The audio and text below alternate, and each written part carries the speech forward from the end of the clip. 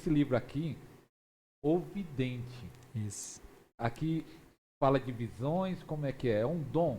É visão? Isso. Como é que explica essa visão aqui, Legal. Esse é o meu segundo livro, né? segundo livro? Foi Segundo- lançou agora esse daqui, O Vidente? Não, ele É já... muito, a capa Ele é bonita, antigo. olha. Ele já faz Um alguns olho no anos. fogo, visão, é bonito na capa. Né? Isso. Esse livro o Senhor começou a me dar alguns anos atrás, né? Bons anos atrás. Essa expressão o vidente, ela é meio, assim, assustadora, né? Para algumas pessoas. Eu gosto. Você gosta? Que bom! Mas em 1 Samuel, pastor Ariston, em 1 Samuel 9, capítulo 9, versículo 9, a Bíblia diz assim: porque ao profeta de hoje, antigamente se chamava vidente. Então essa palavra vidente, ela é uma palavra bíblica e ela revela, na verdade, a palavra original para o termo profeta.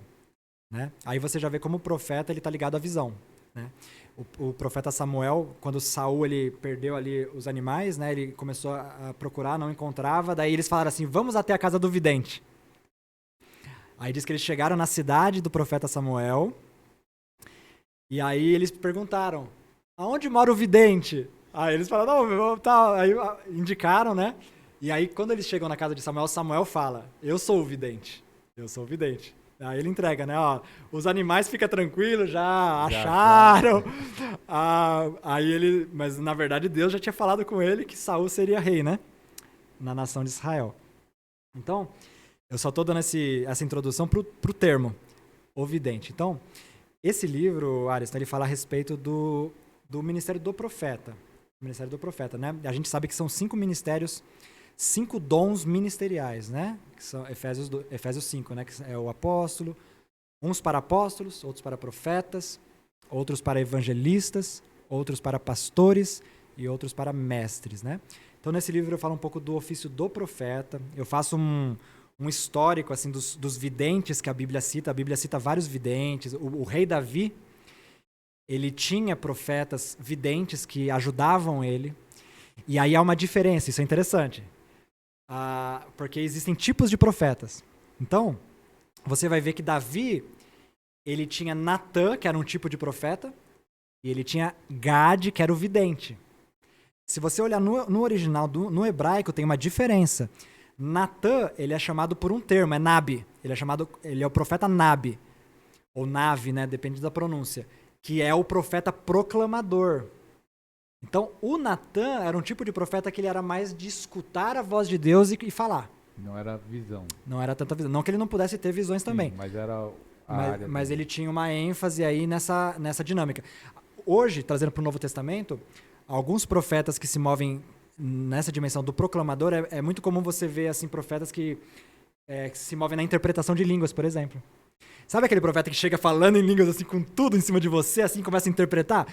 É possível que ele seja um profeta proclamador, porque é comum eles caminharem nessa dinâmica de receber a revelação muito pela audição. Então eles vão orando em línguas, vão ouvindo o que Deus está falando, a interpretação, e vão falando. O profeta vidente, ele já se move um pouco mais, vamos colocar dessa forma, pelo dom de discernimento de espíritos.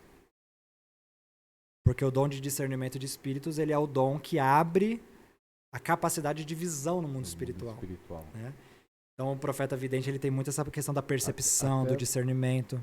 Um gancho aí, pegando nessa linha, você vê os escritores profetas, né? Você vê que alguns teve mais visão do que os outros, igual Jeremias era Perfeito. Um tipo, mesmo que tinha visão, mas você vai ver o livro de Ezequiel. Exatamente. É um monte de visões. Exatamente. Um bom exemplo disso, pastor Ariston, eu encontro em Ageu e Zacarias. Porque Ageu e Zacarias, eles profetizaram na mesma época, né, quando estavam reconstruindo o templo. E você vai ver Ageu como um profeta proclamador e Zacarias como um profeta vidente.